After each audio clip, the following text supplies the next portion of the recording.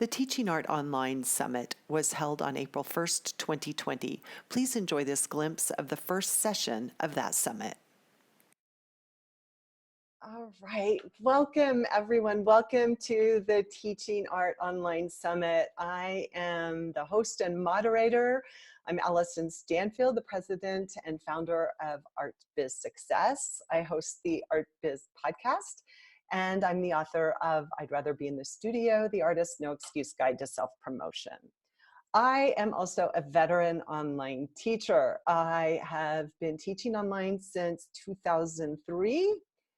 I say I've been teaching so long that I used to use Yahoo groups to distribute the information, and that's the best that we could do at that time. You can imagine the emails flying. Anyway, I'm super happy that you could be here for this. This summit was created because of an overwhelming desire for my students and clients to start teaching virtually.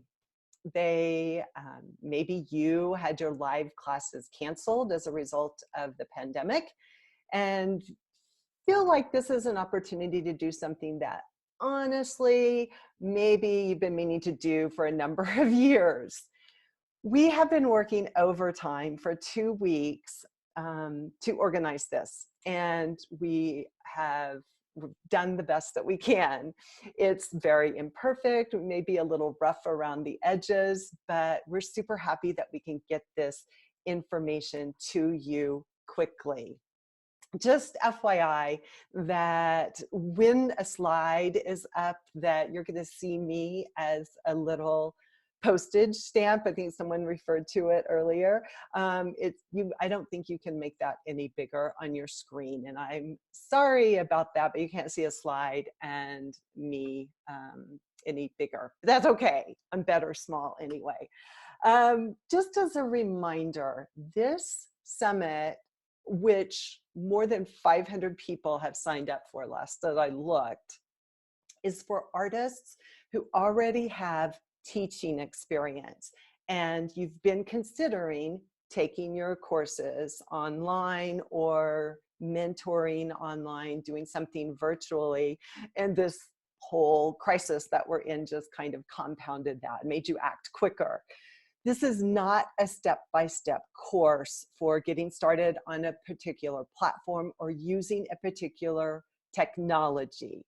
We aren't getting, we aren't doing deep dives into that. We're not doing deep dives into marketing. Everyone got the schedule ahead of time when you signed up. So that should be very clear. But here's what our purpose is. Very clear about our purpose is that you'll be better informed so that you can make a decision or decisions about your particular situation. So if you're here, and sorry, I didn't mute my phone. If you're here and have never taught before, welcome.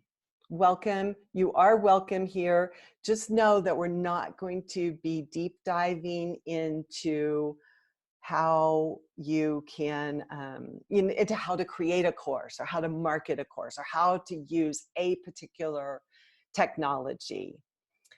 So this is the schedule for this morning. The schedule, as you know, is too long to put on one screen.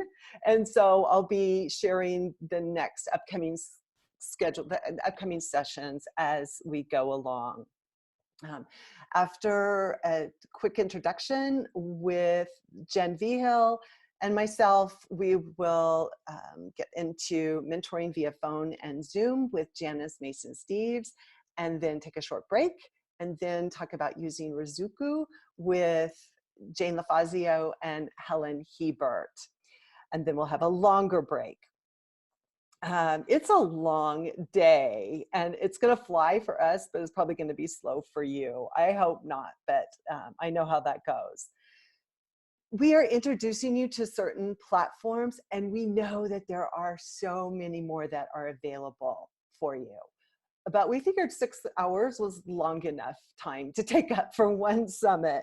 So we'll do the best we can with these platforms. And then I'm very clear that we need to stay on this schedule. We've got to end at these times. If we end before, that's great. That means you just get a longer break. But we aren't going to be able to take all questions that come in. So speaking of questions, there will be Q&A at the end of every session, and you will use the Q&A button for that. Please don't raise your hand. People are raising their hands right now. Please just use the Q&A button if you have questions about that presenter's content. Do not use the Q&A for comments. Don't use it to be chatty. Don't use it to, say here, or just to, I don't know, tell your opinion about something. We have more than 500 people signed up for this, and we don't have time to wade through that because of our tight schedule. I hope you understand. I know you do. That's another teaching lesson for you. And remember, when you use Q&A, that a question has a question mark at the end of it. That will help us find the questions quickly and clearly. So do make sure that your question stands out and be as succinct as possible. Okay. All right. Let's see. I see that we are ready to talk to Jennifer Vigil.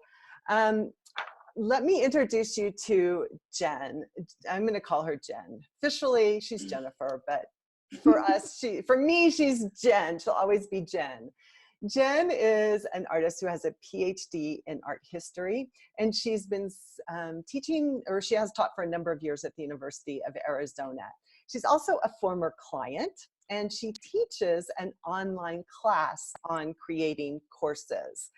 I have witnessed Jen totally geek out on technology, and had to rein her in from time to time, and have a pretty good guess that she knows more about these platforms across the board than the rest of us. So I asked her here primarily because I trust her, but also because she teaches how to teach. So welcome, Jen.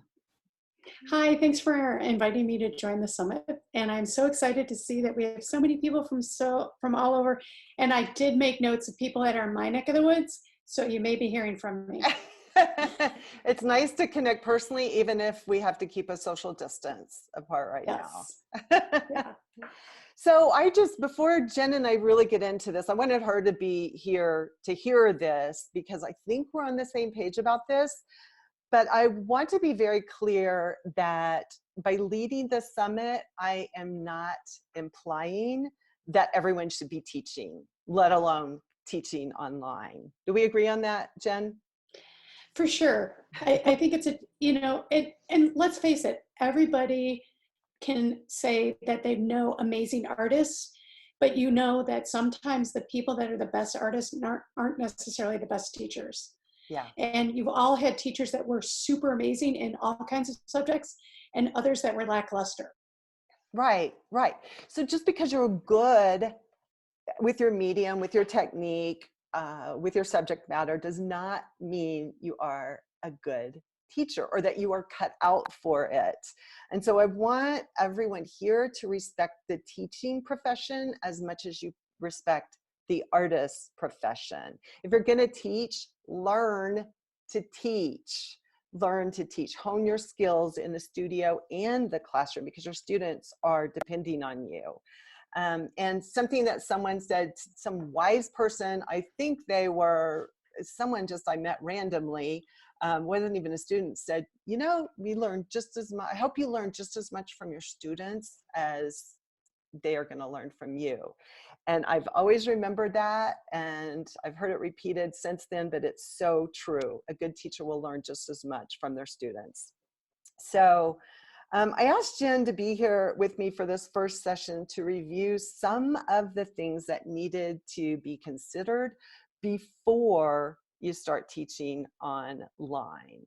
So we're going to start with the requirements for being a new teacher. I call it requirements, but what it takes to be a good teacher. And Jen, maybe you want to start off with some thoughts on this.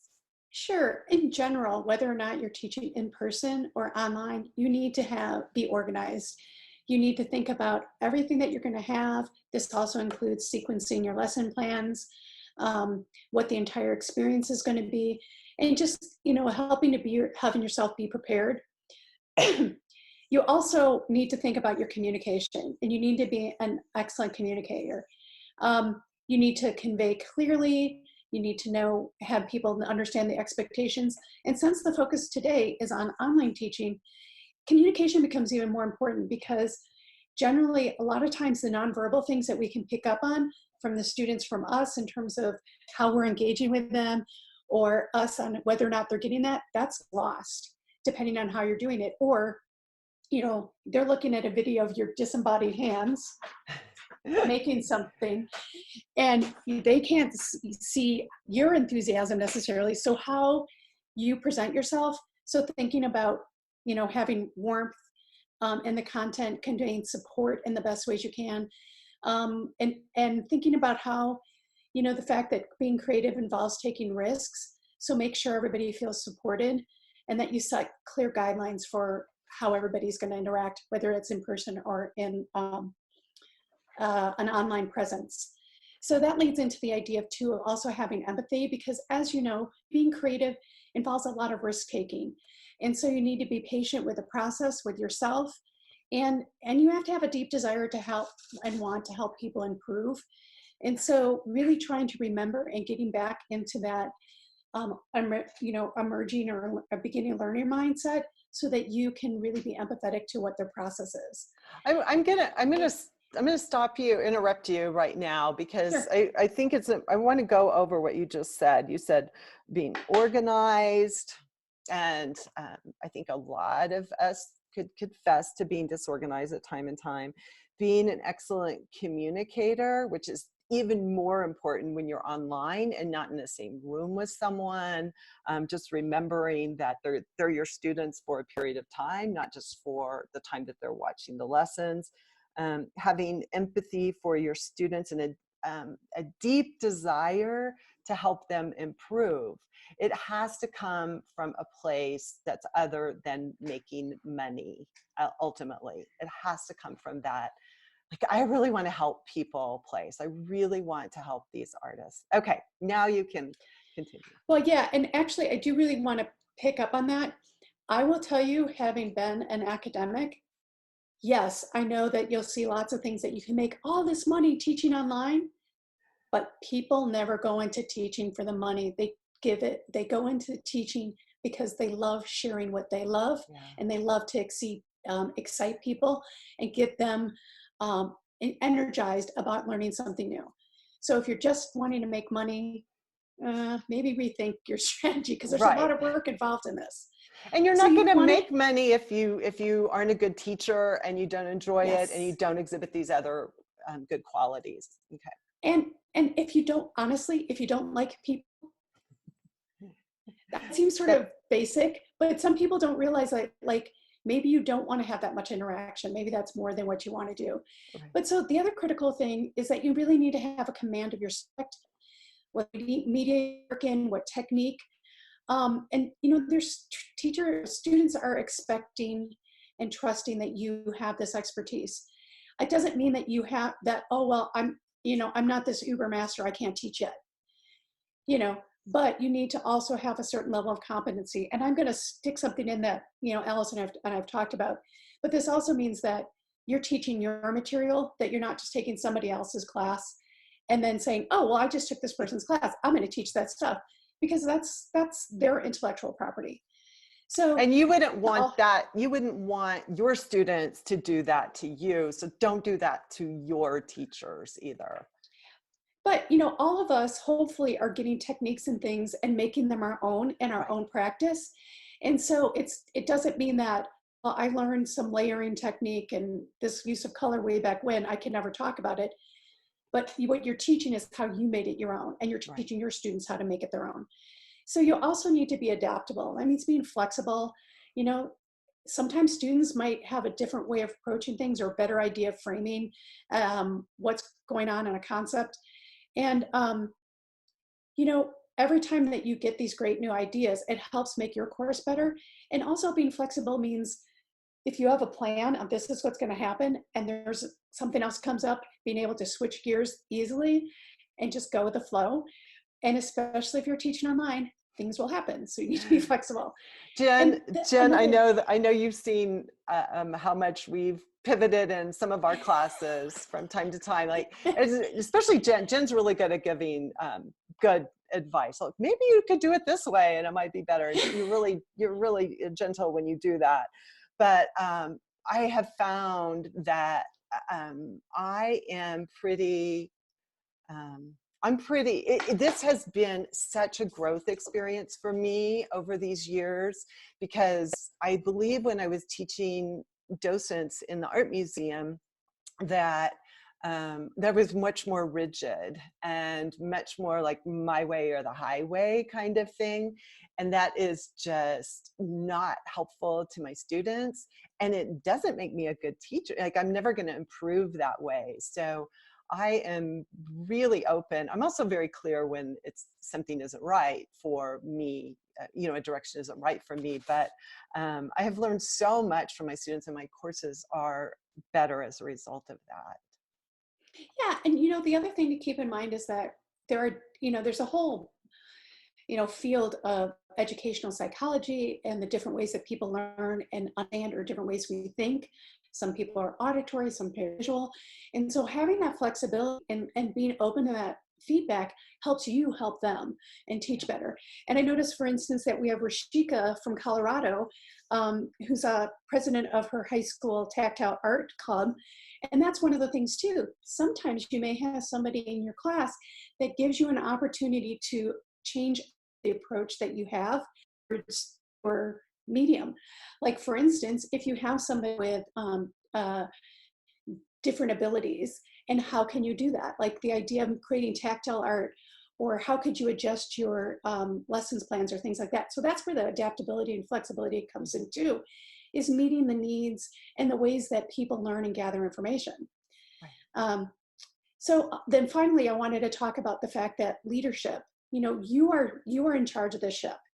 And I know sometimes it's hard to assume that role, but people are looking for you to do that. And I will tell you, one of the biggest mistakes that teachers can make in any sort of platform, and especially like I think and it's not just a gender thing, but oftentimes women, can be trying to be really nice and create a more collaborative mentoring.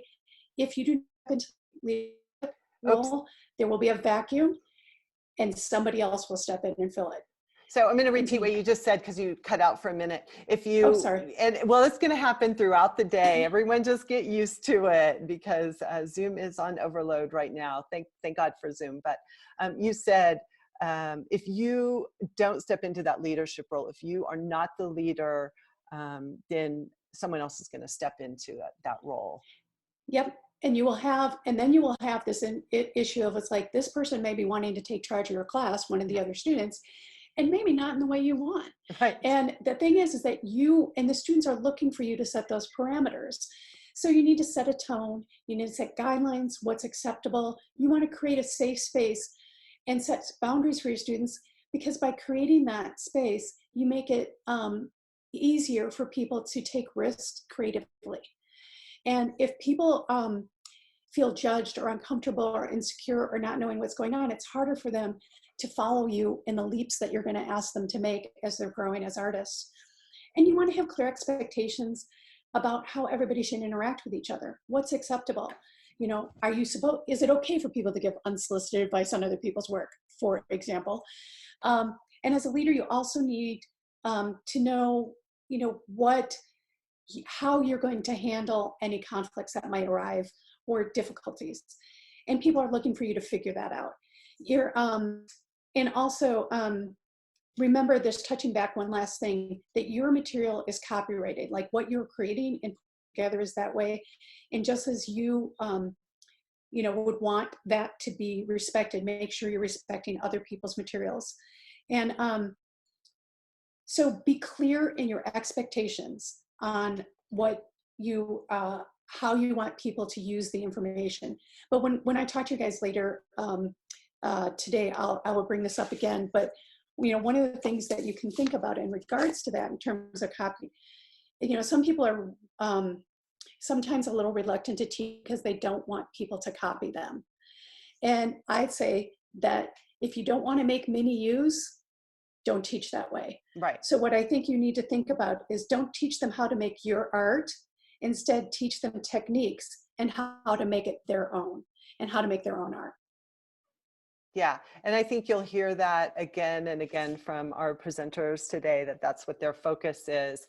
But just to build on what Jen said, when you're teaching online, all those things apply, and you have additional responsibilities. You need to create a clear path for learning. You need to do that otherwise, I mean, in live classes also, in person, but it's even more important online. And I'll talk more about that in a minute.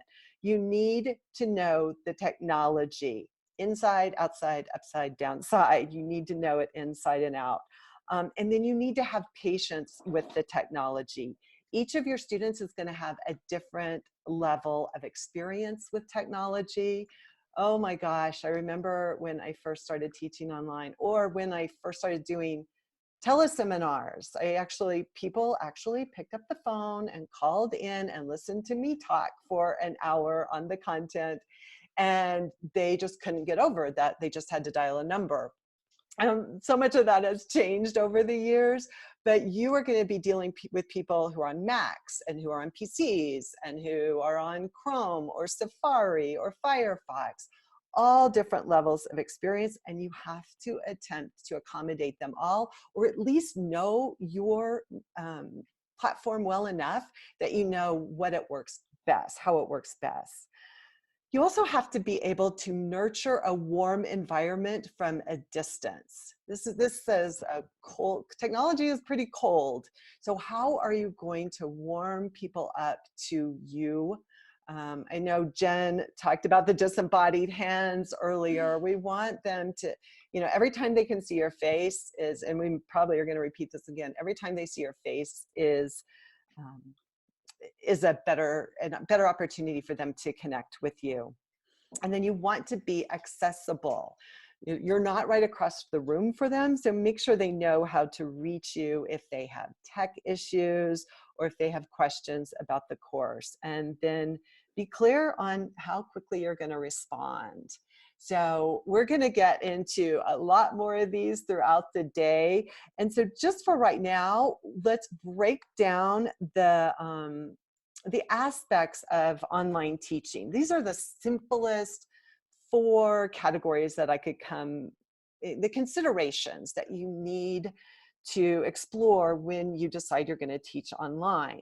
Content, what you're going to teach, technology, what you're going to use to teach it, marketing, how you're going to get students there, and customer service, how you're going to take care of them once they're there and perhaps afterward. Now, we're going to touch briefly on these first 2 items now, as we have, and then the rest of the summit is going to focus heavily on them, especially that technology part. The last 2 areas, the marketing and customer services, those are classes in themselves. In fact, I teach in all of my courses in the Art Career Success System. This is a year-long immersion program. I really get into those. So there's a whole other that requires way more than 6 hours to teach. So just briefly, so that we can stay on time, Jen, let's talk just briefly about content, and then maybe we can wrap that up to talk about more about content at the end of the sessions. So a lot of people come at teaching from one of 2 perspectives, and it can be very overwhelming. I have no idea what I'm going to teach, and I have so many ideas. What should I teach? And so both can be daunting, to be sure. But and then once you start thinking about it, you think, well, there's so many people that are already teaching this or that, and what do I have to offer? And often, I know in my artist mastermind group, one of the things that we talk about is, as people have been adding teaching in all kinds of ways, whether it's online or in person, is the idea of, well, I have a friend and they're really great and they teach this class. Why should I, how can I do this? Think about this. How many times have you come across books that have the same similar topic, and one really resonates with you and you read that book and you're like, oh my gosh. And the other one is like, yeah, it's great. You have your own unique voice, and the way that you're going to approach your topic might be exactly the way that somebody else needs to hear it. Even though somebody else may teach a similar thing, you bring your own unique voice to it, and you'll bring that spin. So in thinking about this, there's more to talk about it, but there's a whole lot of, there's a lot to think about in terms of narrowing down on what it is, and some, ways to get started is just thinking about what do you do well, what you enjoy, jotting down those kinds of things. Also, like, what if people asked you when they talk to your work? What are people even most fascinated about what you do? Those are good starting points. But the most important thing you need to do is focus on, like, what do you want your students to get out of your course? Keep it simple. What are the 3 big takeaways that you want them to have after they've taken your particular class? And this doesn't matter whether or not it's a one-off video that could be, half an hour to an hour or whatever, or if it's a long sequence thing. And then figure out what are the benefits, not just I'm going to teach watercolor and we're going to talk about wet on wet, dry on wet, all these kinds of things. What's the benefits?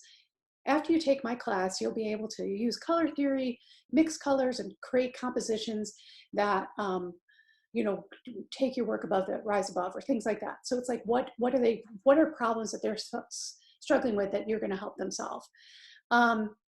And as Allison has talked about, all of you looked at the summit sales page and things like that. There were benefits that were there that presented to you that drove them to coming here. It wasn't just that we're going to talk about teaching online.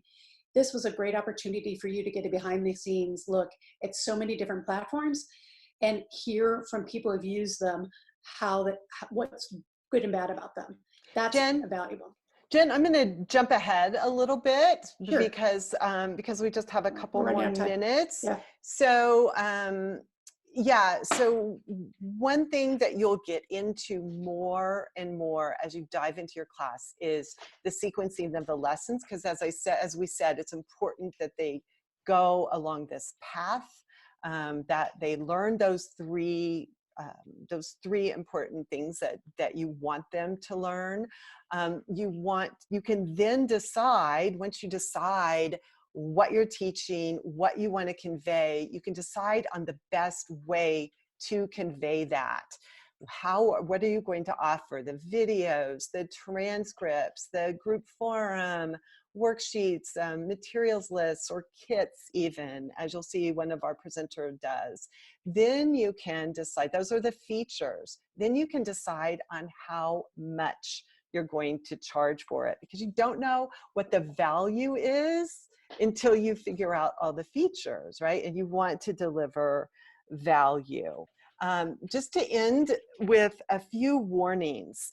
I know that Jen and I feel really strongly about this, about not giving everyone, not fire hosting people. So not sharing everything you know about a topic, not because you're holding something back, but because it's overwhelming and it doesn't serve the learning process. Just like this summit is not going to cover everything. It had a specific topic to introduce you to the platforms. So keep in mind those 3 key items that you want them to remember. And then also, and this was, Jen, I think you said this, don't start with too many classes. Pick that one course and nail it, right? Mm-hmm. Get it solid before you add more. So that brings me to our next guest. And there's my warning sign. We're going to get into the content and the technology, as I said, throughout this, but mostly the technology. And we're going to start with what I think is the easiest way to get started, and that is mentoring one-on-one. Jen, thank you so much for joining me at this session. It means so much that you could be here.